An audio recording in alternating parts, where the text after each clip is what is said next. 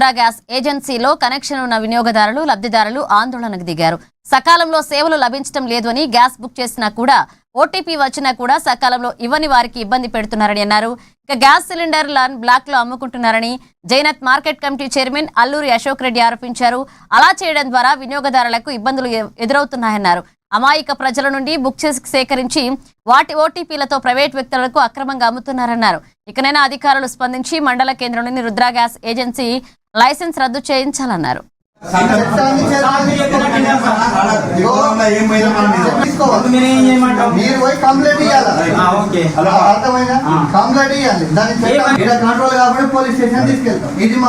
మీరు ఇప్పుడు ఇదే విషయాన్ని మీరు ఎవరు కాంప్లీట్ ఇద్దాం మన గ్రామ పంచాయతీ నుంచి సర్పంచ్ ఇచ్చి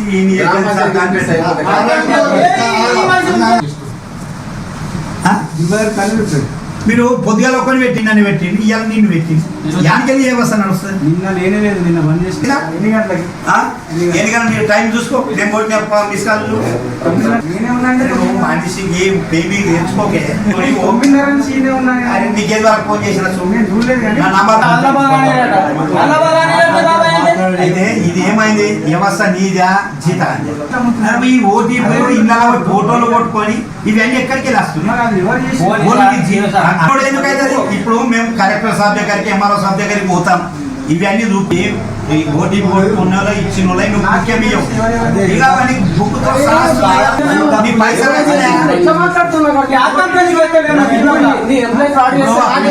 నేను దొరకస్తాను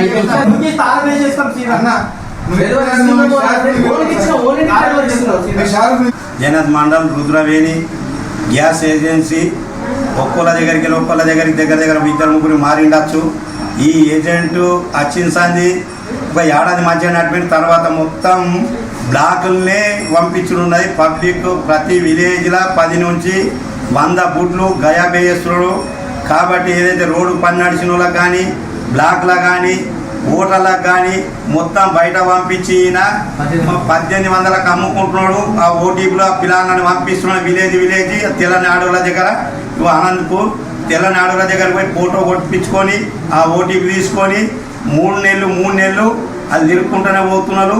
ఇక కాబట్టి దయచేసి కలెక్టర్ వెంటనే ఈ ఏజెన్సీని క్యాన్సల్ చేసి మా పబ్లిక్ ఇప్పియాలని.